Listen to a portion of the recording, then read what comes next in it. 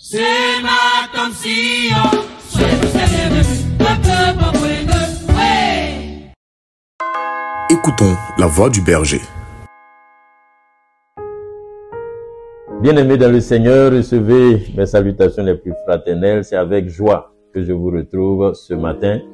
Aujourd'hui, c'est le premier jour de notre jeûne de 21 jours et je voudrais rendre grâce à Dieu parce que c'est une étape importante dans le processus de mourir pour porter des fruits qui demeurent. Permettez-moi de lire cette portion des Écritures. Matthieu 9, verset 16. Personne ne met une pièce de drap neuf à un vieil habit, car elle emporterait une partie de l'habit et la déchirure serait pire. On ne met pas non plus du vin nouveau dans de vieilles outres. Autrement, les outres se rompent, le vin se répand et les outres sont perdues. Mais on met le vin nouveau dans des outres neuves et le vin et les outres se conservent. Bien-aimés, le message il est clair. Dieu est sur le point de faire de nouvelles choses dans nos vies. Il convient de disposer de nouveaux récipients. Et c'est à cela que nous voulons travailler tout au long de ces semaines que le Seigneur nous accorde. Nous voulons pouvoir lui présenter nos vies de sorte que le vieil homme meure. Et lorsque je parle de vieil homme, Éphésiens 4, verset 20 à 29 par là, nous aide à saisir tout le sens de ce que le vieil homme peut représenter.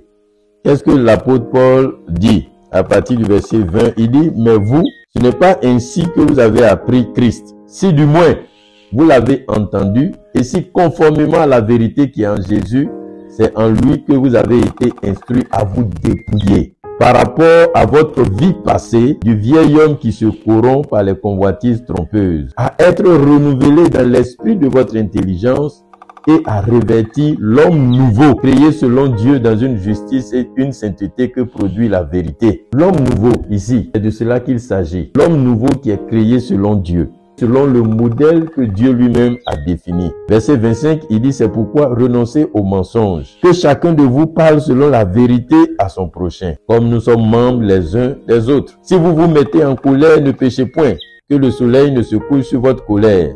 Et ne donnez pas accès au diable. Que celui qui dérobait ne dérobe plus, mais plutôt qu'il travaille en faisant de ses mains ce qui est bien pour avoir de quoi donner à celui qui est dans le besoin. Déjà, l'apôtre Paul parle de renoncer au mensonge, la colère, et il parle du travail. Ce sont des éléments que nous allons aborder tout au long de ce jeûne. Et ce sont des choses que nous allons présenter à Dieu pour demander à l'Esprit de Dieu de transformer nos vies, de changer cette vieille nature et de nous aider à revêtir l'homme nouveau. Verset 29, il dit qu'il ne sorte de votre bouche aucune parole mauvaise. Mais s'il y a lieu, quelques bonnes paroles qui servent à l'édification et communiquent une grâce à ceux qui l'entendent. N'attristez pas le Saint-Esprit de Dieu, toute amertume, toute animosité, toute colère, toute clameur, toute calomnie et toute espèce de méchanceté disparaissent du milieu de vous. Ce sont des comportements, des caractères que nous allons présenter au Seigneur.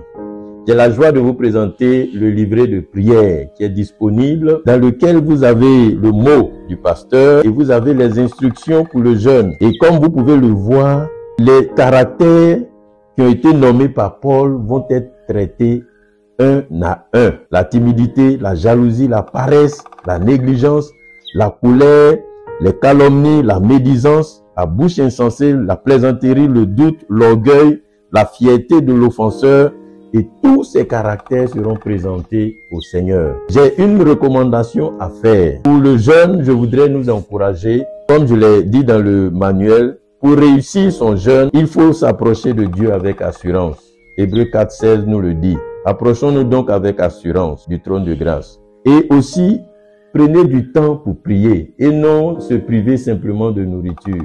Vous avez la possibilité de renoncer au repas de petit déjeuner. C'est aussi un jeûne pour le consacrer à la prière. Vous pouvez renoncer au plat de midi, au déjeuner et prier.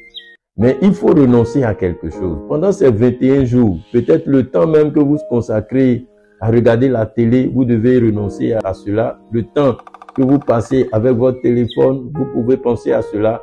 Mais bien aimé, j'aimerais vous encourager à trouver du temps pour passer un moment d'intimité et demander à l'Esprit de Dieu de tailler en vous ce vieil homme-là et de vous aider à revêtir Christ.